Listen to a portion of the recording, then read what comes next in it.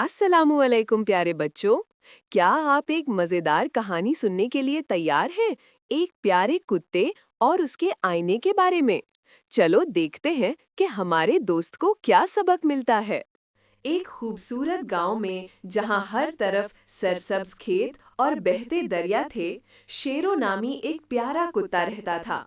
शेरो एक सुनहरी रिट्रीवर था जिसकी खाल चमकदार सुनहरी भूरी थी और सीने पर एक छोटा सा सफेद धब्बा था। इसकी आंखें बड़ी और गहरी भूरी थीं जो हमेशा तजस्सुस और मोहब्बत से भरी रहती थीं। शेरो हमेशा खुश रहता था। इसकी घनी दुम हर वक्त हिलती रहती थी जैसे वो दुनिया को अपनी खुशी बता रहा हो। वो गांव के एक मेहरबान किसान चचा रहीम के साथ रहता था। चचा रहीम शेरों को बहुत प्यार करते थे और उसे वक्त पर खाना देते थे। लेकिन शेरों को हड्डियों से खास लगाव था। वो जब भी कोई हड्डी देखता तो इसकी आंखें चमक उठती और इसका दिल खुशी से झूम उठता। शेरो दिन भर खेतों में दौड़ता, तितलियों के पीछे भागता और गांव की पगडंडियों पर घूमता रहता, हमेशा किसी नए एडवेंचर या किसी मजेदार हड्डी की तलाश में। एक रोशन सुबह शेरू अपनी मामूल की सैर पर निकला। सूरज की किरणें उसकी खाल पर चमक रही थीं और ठंडी हवा उसके कानों में सरगोशियां कर रही थीं। वो अपनी नाक से जमीन सूंघता हुआ आगे बढ़ रहा था। उम्मीद थी कि शायद आज उसे कोई खास चीज मिल जाए। अचानक एक पुराने दरख्त के नीचे उसकी नाक को एक बहुत ही मजेदार खुशबू महसूस हुई।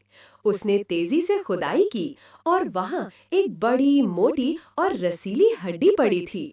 ये हड्डी इतनी बड़ी थी कि शेरू ने आज तक ऐसी हड्डी नहीं देखी थी। उसकी आंखें खुशी से फैल गईं और उसकी दम इतनी तेजी से हिलने लगी कि लगता था जैसे वो उसके जिस्म से अलग हो जाए। वाह, आज तो मेरी किस्मत खुल गई, उसने सोचा। ये हड्डी तो मेरी अब तक की सबसे बेहतरीन हड्डी है।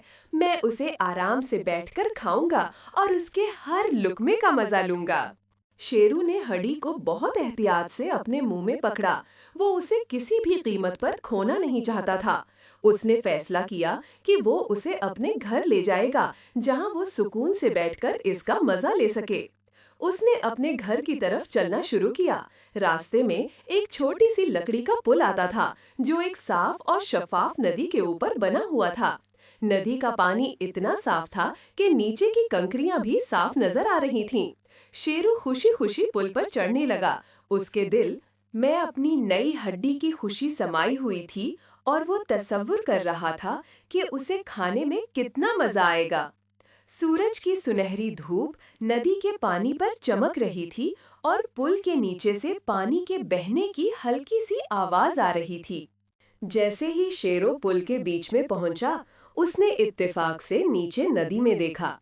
पानी बिल्कुल साकिन था और उसमें हर चीज का अक्स साफ नजर आ रहा था।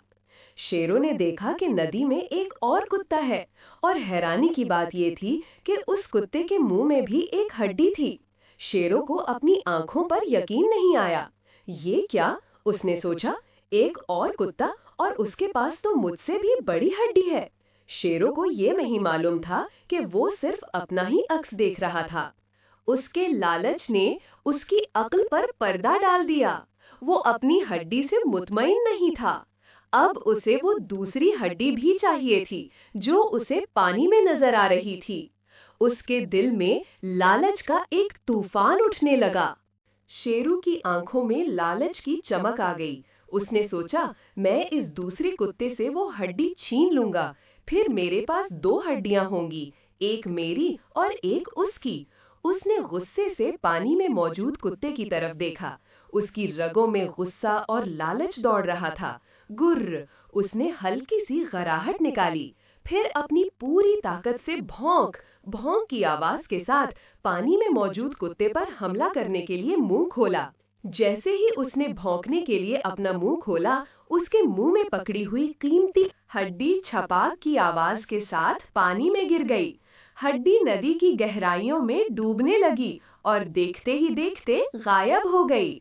शीरू की आंखें खुली की खुली रह गईं। उसने हड्डी को पानी में डूबते देखा और उसके बाद उसने दोबारा नदी में देखा।